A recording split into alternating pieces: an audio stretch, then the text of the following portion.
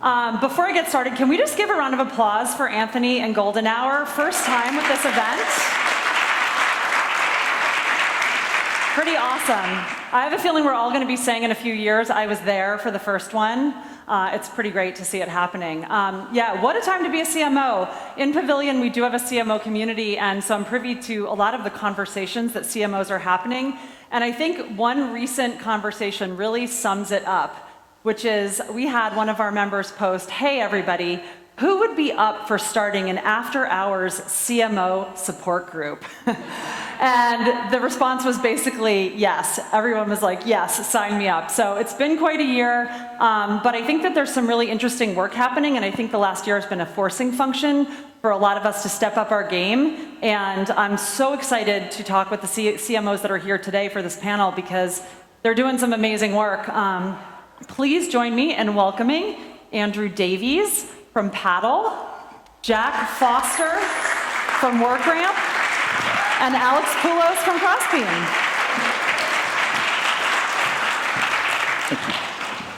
Hello, everybody. As I said, it's been a year, or a year and a half, 2 years. How are you all doing mental health-wise? It's been stressful. Andrew, we'll start with you.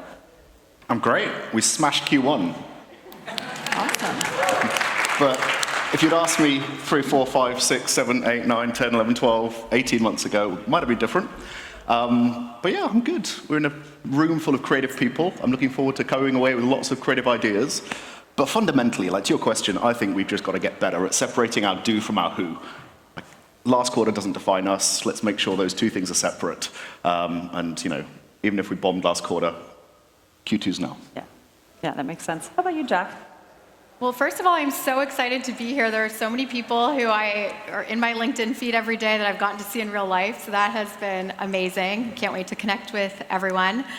We're finishing our Q1 right now, so it race to the finish, end of April here, so excited for that as well. But yeah, I was really happy to see Anthony cover some of the trauma, as he said, that we've all been through. That was kind of a uniting moment, I think, for everyone in this room. But I do have a lot of hope for this year, and I think there are signals that it's not necessarily going back to 2021, but that things are going to be better, and excited to talk more about that here today. So. Love it. Alex. I don't know what you guys are talking about. My 20-year-old playbook is still going strong. Cold outbound response rates are off the roof. Paid media has a payback still. I'm kidding, of course. I think I appreciate the question. I think it's a very real, very genuine question. And today it's easy to feel great. This is a great room of people. There's some amazing minds here. There is tremendous energy, and Anthony and team put together this event. But I don't know about you, this is not my usual day, right? My usual day is in a co-working space or at home, trying to work, trying to manage, trying to grow a remote team. It's not easy. The average day is not easy, and remote work is very, very top of mind for me. If you figured out how to make remote work, I'd love to hear from you. Great. And I'm number 2 on that list. If somebody tells you how it works, can you then come tell me? It's been said in the past that CMOs own pipeline, and the landscape has changed dramatically over the course of the last year to 2 years with incoming demand shrinking, particularly if you're a company that sells to B2B tech. I think that's been a really interesting dynamic of the last few years. A lot of us are B2B tech, and we sell to B2B tech, and it's a little bit of a Ponzi scheme in the sense that when one part of it falls, it all kind of starts to crumble. But I'm curious to know, in this landscape, how you are thinking about your role in driving pipeline. Has it changed? And how has your role cross-functionally within the team changed in terms of your responsibility to drive revenue? Jack, we'll start with you.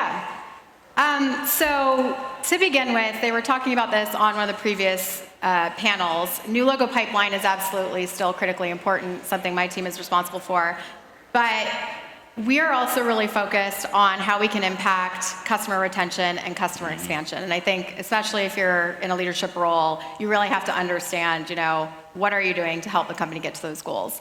So that has definitely been, probably 50% of my team's time, honestly, thinking about our customer lifecycle programming, thinking about, how are we going to equip our sales organization to go do upsell and expansion. What does that motion look like? What are the stories we're telling? What tools do they need to go do that? What air cover are we giving? So I definitely think that CMOs are now, not focused on only the new logo pipeline, but also that upsell. And I actually don't have an upsell number I'm personally held to, but as an organization, we do have an upsell target, and we are tracking that, very rigorously every single week. We hold a pipeline forecast meeting. Every group comes in, right? Marketing, how are you doing against your goal? And that's a really good time to also understand, how can you help your partners or also share how you're impacting those numbers. So that's definitely been a shift in terms of responsibility, I think, for leaders. One quick follow-on to that, with your shift in focus to looking more at customer upsells, has that changed how you structured your team at all? Yeah, I actually have always had someone in customer marketing. So before, I would say more of her work was focused on maybe advocacy, and now there's definitely more percentage of her work on that upsell motion. And one of the other things that we've done, it's not necessarily like my team that's been restructured, but we've put together like a committee as an example to look at PQLs and how are we actually driving in product demand. And that's kind of, now a bigger responsibility across my customer marketer, RevOps. We have someone in product in that. So I wouldn't say I restructured my team, but percentage of time spent is more equal now. So, how about you, Alex? I think what changed is there's no single pipeline number anymore. Same way there's no linear funnel or linear customer journey. At Crossbeam, we have 3 pipeline numbers that are very top of mind: our self-service pipeline, our enterprise pipeline, and our expansion pipeline, right? And they're all important. They're all very important. And the second thing that changed is that it's not between marketing and sales anymore, right? Product has a seat on the table. Customer success has a seat on the table. So it is a collaborative effort. For us, we have a subset of the executive team that looks after pipeline. We call this team Exec PMF. And the third thing that changed is it's very data-driven, right? And by data-driven, I mean we have visibility into customer journeys. We know the different segments. We know where a customer is in their journey. Are they better buying self-service? Are they better talking to sales? So we try to honor the customer journey and give them the choice, how they go through. And it allows us to make very fast decisions. Like having data and processing data in real time allows us to, hey, this pipeline is doing great, this one is not doing that great, maybe we should reallocate some resources next week, right? Not next quarter, right? So these are some of the things that are changing for us, very much in line to what Jack said. I'm curious, as a follow-up to that, you mentioned being data-driven. Do you feel when you kind of came into this era that you, as a team, were ready with the data and the infrastructure needed to support that? And as a corollary to that, was your team ready? Did they have the skills to make the right use of the data? It's an excellent question. Specific to Crossbeam, yes, when I came in, there was a very solid and mature data infrastructure. The data literacy question is very interesting because you can't have 2 people who are data literate and the rest of the organization is not. You need to build it in the marketing team and in the organization overall. What does data mean when we make decisions? How do we make decisions from data? This is something that we're continuously building. Got it. How about you, Andrew? The fundamentals are still the same. Do we deeply understand our customer? Do we have a message that matters? Do we have some creative ways of taking that message to those customers? But the environment's changed. We're fully multi-product, 3 separate products and a free product that we've got to build pipeline for. That's complicated, slightly different ICPs, upsell journeys. And we have self-serve. About 27% of our revenue now has come through self-serve. And that's awesome, because suddenly the marketing team directly generate revenue. And we can see that in month as well as in quarter. And then I guess the other piece of this is we have been much more focused on not just bookings, but actually seeing the revenue come live. So we're a take rate as our model. We're part of a payments infrastructure for PLG businesses. And we found in the previous epoch, lots of customers would be signed and they were classed as booked. and it would take ages or never to go live. And so now everybody is motivated, focused, compensated on the go live, and that's really powerful. And because we're a take rate model, if our customers grow faster, we go faster. We take 5% to 50 cents. So every extra million you make, we make a cut of that. So we are 100% aligned with helping our customers grow faster. So although we don't have an active kind of customer marketing role within marketing, we know that everything we can do to help. Our thesis is we want to be the most helpful brand. Anything we can do to help you grow your business better, faster, safer, it comes back to us. And that alignment is really powerful. And you mentioned at the beginning that you smashed your Q1. And I have to ask, this wasn't part of the plan, so I'm going to spring this on you, but I have to ask, is there something in particular that you attribute that to? Was it one part of the business? Was it a certain strategy? Or is it just that the headwinds have changed? So we have a free metrics product that sees behind 36 billion of ARR, subscription and software. So we've got a pretty good thumbprint on what's going on in the industry. January, February, March, we started to see upswings for the first time in 18 months. So we do believe there is something happening market-wise. But it was also a factor that about 9 months ago, we sat down and defined a strategy, all bought into it, all agreed to it, and all of our rowers in the boat are now rowing in time and in the same direction. And that just takes time to come through. It's boring, it's complicated, you've got to cuddle with the chaos to make that work, but when it starts working, the boat starts moving faster. And I think it's a bit of the market turn and a bit of us all focusing on the same goal and making sure we're really working hard at it. So I feel like this is the same thing people tell you when you ask about weight loss or getting in shape, and they're like, honestly, the secret is just having a plan and sticking with it. It's not sexy, but it works, right? No, nothing we do is sexy. All three of you come from companies that have really leaned into thought leadership, content creation, and are companies that I've followed for quite some time. And I'm curious to know, it's one thing for us as marketers. I mean, obviously we're all here, we're very bought in on this notion that content is a really important part of our strategy and thought leadership is a really important part of our strategy and that investing in brand is important. But it's another thing to take that to a board of directors in a year when everyone's looking to tighten budgets and try and justify the spend. And so I'm curious in your cases, what have those conversations looked like and how have you managed to successfully secure budget for those initiatives? And maybe we'll start with Andrew. Let's firstly start off by underlining a principle that I believe to be true, but often not discussed enough, which is that if you don't invest in brand, you pay the price in customer acquisition cost every quarter until you die. And so, these things are thoroughly interchangeable, right? You can't do one. I had a whole bunch of CMOs, VP of marketing, reach out when we did the budget cuts, a year or so ago, asking, should we cut brand or cut demand or cut this or cut that? And it's a false dichotomy. You just can't separate those things and just cut a bit here and invest in direct response. It doesn't work that way. We heard from one of the previous sessions about the need of making sure you're investing in brand. And so for me, they're thoroughly indivisible, and you've got to make sure that as a business, as a marketer, you need to be a thesis-driven marketer. Like, what is your plan here? It can't be based on whether you got some clicks on the last thing you did or open rate on the last email you sent. There's got to be a wider thesis for why you're doing what you're doing. And for me, part of that thesis is, and every study shows it to be true, if we can increase brand awareness and affinity in the segments that we choose to serve, then we'll have higher rates of response and conversion in all of our campaigns. And so if you don't do the former, you just don't get the latter. And it takes longer, and you've got to make sure people are with you on the journey, and it's got to be for a certain ICP, and you've got to be doing it over a longer period of time, but it works. So yeah, for me, those things they're not divisible, and you shouldn't separate them. Have you faced any pushback ever from your board or? Yeah.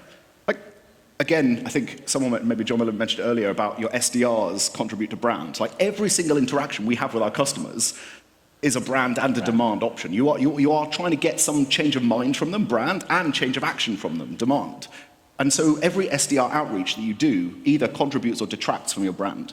Every single event you run contributes or detracts. And so for me, part of it is just getting down to the human conversation with your CEO and your board about the interactions they have outside the business, and showing examples of the interactions your customers are having with you, and just, again, messing up that kind of easy delineated, like attribution model driven kind of thing that says that these can just be separated, because they just can't. Got it. How about you, Jack? First of all, our entire leadership team is bought into the idea, right, that brand matters, and that takes internal education. But my CEO is a huge champion of, we need to be doing brand work to grow as an organization, so that definitely helps in the conversations, but start with internal education for sure.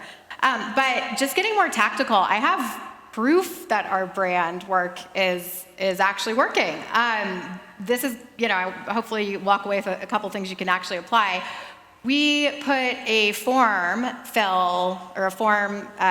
area on our demo request that just simply says, how did you hear about us? And it's actually not even required. We don't require it. But 20% plus of demo requests that come in name branding activities as how they heard about us. LinkedIn, I saw you at an event. Word of mouth. Found you on, your videos on YouTube. And that's a great data point that you can bring and say, okay, 20% at least of people filling this out have heard about us through a branding activity. That's very powerful. Customers tell us as well, right? Even just anecdotally, I might not have like a big study that says, but customers are like, I want to partner with Workramp because of the amazing content you put out, because of the experiences, because of the partnership I have with your customer success organization, because of the Workramp Learn virtual summit you do every year, right? So we have those data points as well that really help go tell a story. And then the third one that has been really interesting, I'm sure many of you are running ABM type of campaigns on LinkedIn. We've been able to prove out, we get a LinkedIn reach report at the end of every month, and we've been able to prove out that 50% or more of our opportunities coming in for our larger segments, which is what these campaigns are focused on, saw an ad, are interacting with our brand in a given month, and then they come in inbound. And so, yeah, this isn't perfect attribution, but there are a lot of signals that are telling us that, brand is working. Alex? First of all, great answers, and that's why Jack and Andrew are great CMOs, right? Because they get that the fact that there's no dichotomy here between brand and demand. And I'll be the pragmatism here, by the way. The challenge is that not every CEO gets that brand is important, right? Not every board gets that brand is important, right? They can talk the talk, but when it comes time to cut budgets, brand always gets into the discussion. Like, let's be realistic here. What I found out, and my CEO gets brand, right? So I don't want to step outside that, but it's not easy for everyone. So what I find out with the board in particular is you tie it to something that's a priority for the business, right? So we're not doing thought leadership just to do thought leadership. We're doing thought leadership because it's part of a category narrative, and that category narrative is going to expand our ICP. And this is how we're going to measure a more expanded ICP and new personas. The board response to that is a priority. And by the way, I never have more than 3 priorities with the board. The board always knows 3 things and 3 things only that marketing is focused on, and nothing else. So everyone's very focused. The second thing is, and I want to talk a little bit about on media as well, that no thought leadership activities stand alone. We have a property on Audience Plus, and it's great, and there's a lot of thought leadership there, but we also have an in-person conference. 2, in fact, is here, right? We have an industry alliance we work with. We have a user group. We have a book that we just published, which is a bestseller on ecosystem-led growth, right? So there's a lot of different activities that come together, and sometimes, because we're constrained by budget, we just do only one thing, and we expect that one thing to pay off, brand or otherwise. And yes, you need to prioritize it, and yes, you need to invest properly to get the results that both of you talked about. Did you have a follow-on? As like a practical thing I've learned over the last year or so, you can also make brand campaigns masquerade as demand campaigns to get through budget conversations. Tell us more about how you do this. I love it. So we've done that multiple times. We sent something up into space and filmed the whole thing, and it was like what people saw on LinkedIn was this little 3-minute clip that was mediocrely funny. It drove $6.5 million of pipeline, but it was really well executed. We did when we acquired ProfitWell, we did a documentary behind the scenes of the acquisition with video cameras in the deal rooms and negotiations, and that showed up in self-reported attribution. On Gong, that showed up 52 sales opportunities over the next 3 months. And so I think it's all about making sure, again, you don't make this dichotomy. And if you've got some really smart ideas that are linked to your product value proposition for brand campaigns, awesome. Make sure they've got a demand goal on them too. and just do demand work really, really well. After this is over, you're my hero, by the way, because if you were able to get sending something up into space past the board, I want to hear that story. I'm now like, my gears are turning on what can I propose. This, kind of building on this theme, the reality in the last year, even this morning, I must have had 3 conversations with people who use the phrase doing more with less.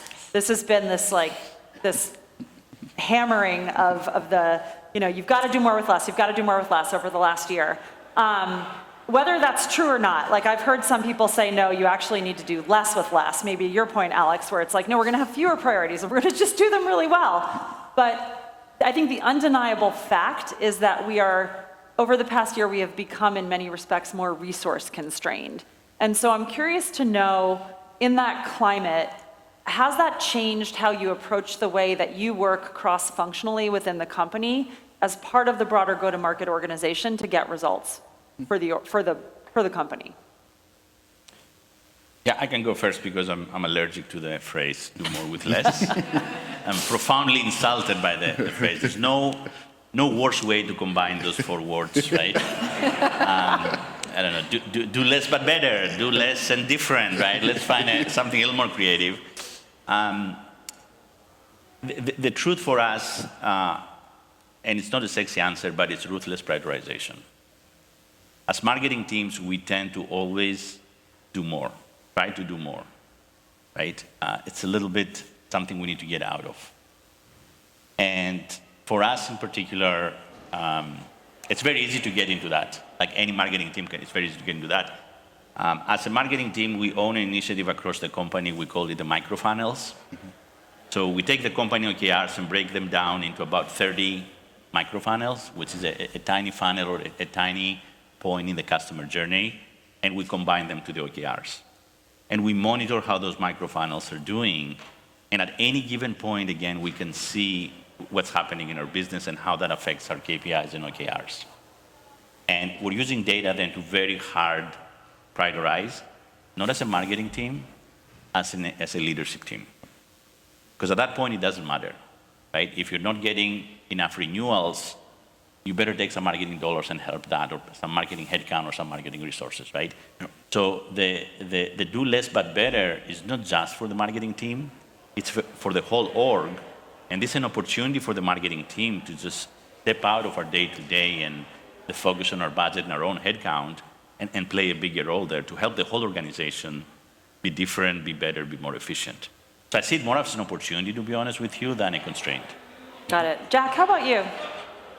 Yeah, so we're very OKR, we have a very big OKR culture, and so goals are set, right, by our CEO for the year, and then every single quarter our leadership team meets and we actually create our department OKRs together so that we have visibility across what the other departments are going to be working on. And this is also a time where as leaders we can negotiate, okay, is this really the top priority? If we're going to do this, can this truly be supported? So that's definitely, part of our process. But do more with less, I mean, I agree. It's kind of, I don't know. It's an annoying term. But we're trying to do different. That and you've heard that throughout today, right? Can you approach things differently? And so, for example, in our content program, we started to see that, I mentioned this actually in self-attribution, YouTube was coming up a lot. Like, I'm finding on YouTube, but we hadn't implemented anything ever on YouTube. It was just kind of a channel that was sitting there. And so this past quarter, we went out, we optimized YouTube, and then we also created our first ever YouTube original series with actually a creator and an influencer in the customer education space, which is one of the audiences we sell into. And so we're trying to do new, I guess, with less, not more with less, and see how that can impact our goals. I need to learn loads about prioritization. Ben, who runs Paddle Studios, will attest one of my weaknesses is I'm a yes, yes, yes person. I get excited. I think the important thing for me on this one is budgets can't constrain creativity. Mm-hmm. I don't care how much you've got. I've had less. When I started my first startup, we had $0, and we still come up with things to do. So budgets can't constrain creativity. Get your team together, brainstorm, think about it. We've got Tim cutting fruit outside. I would just say amen. I mean, that's one of the things I started out working in startups, and I feel like if there's a way to preserve that scrappy mentality as you move into larger organizations, that's truly when the magic happens. Another interesting tool in our arsenal, I mean, it wouldn't be a marketing conference without talking about AI. Another interesting tool in our arsenal is AI, and I do think there are certain cases where AI actually can allow us to do more with less, or to do the same things better or faster. And I'm just really curious to learn how you as CMOs are thinking about AI right now. How would you grade yourself on the AI maturity scale of 1 to 5, with 5 being the best? And any particular use cases you're very excited about within your organizations? Yeah, I'll start. So I don't know, on a 1 to 5, 2, 3, I think we're learning how to use AI. But one of the things that we did actually for our Q2 planning, I had my entire team document all of the different ways that they are currently using AI and different tools. And I guess actually backing up for a second, we're embracing AI. I think you're going to get left behind if you're not. And so that's definitely, one of our goals as a marketing team, not just to be better at Workramp, but for our careers, let's embrace AI, let's learn how to use it.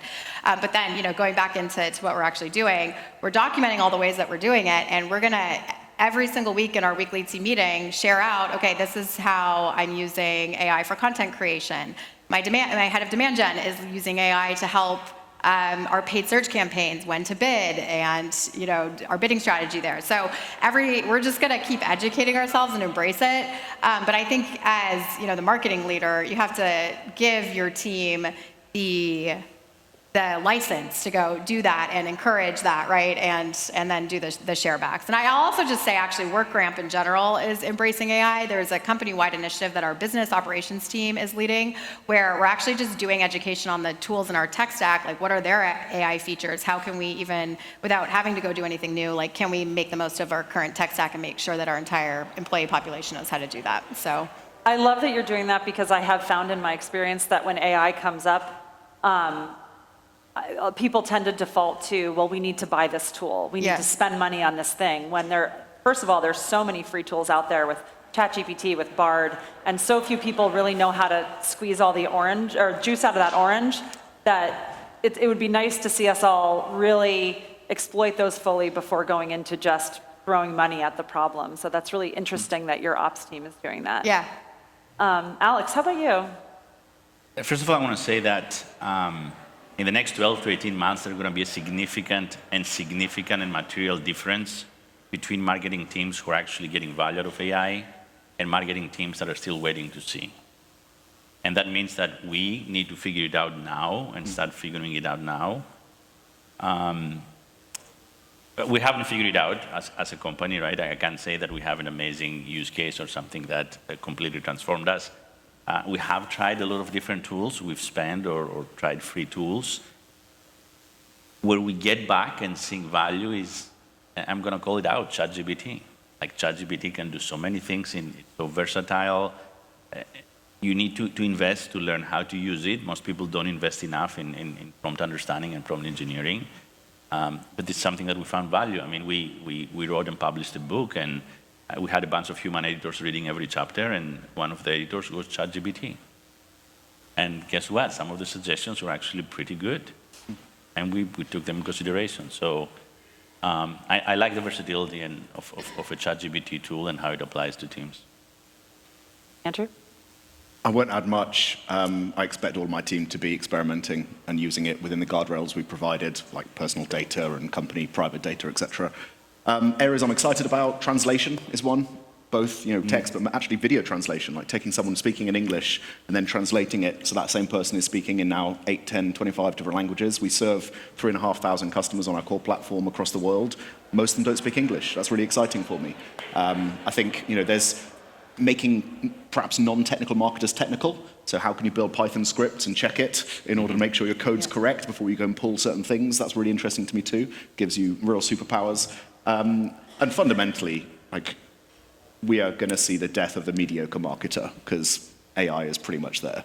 And so every one of us has to raise our game because just doing isn't enough anymore. All right, I have one last lightning round question. This is a surprise. I'm throwing it in here. But this whole panel is about the changing role of the CMO.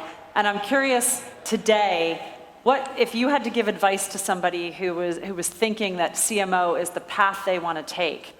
What is one thing you would tell them that they should know as they think about entering this role? And maybe I'll ask you who wants to start.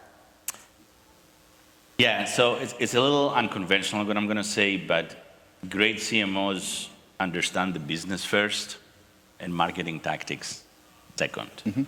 Great CMOs are first peers to the C-suite and the CEO and the board, and they care more about that than about how big their budget is or how big their headcount is. So how do we get there and how do we build that?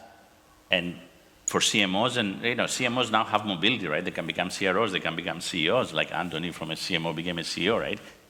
There is upwards mobility as well. How do we get there? I'll give an advice from Ted Lasso. You guys watch Ted Lasso? There's this great line when he faces his arch-nemesis, be curious, not judgmental, right? We can very easily point fingers to the rep who didn't close a deal, to our marketing manager who didn't get a good open rate in the newsletter, to the customer who didn't find budget to renew. But we'll better serve ourselves as CMOs or CMOs to be and as human beings if we're curious. Understand the customer, understand the partner, be curious about your team, be curious about yourself. Curiosity opens a lot of doors. Great advice.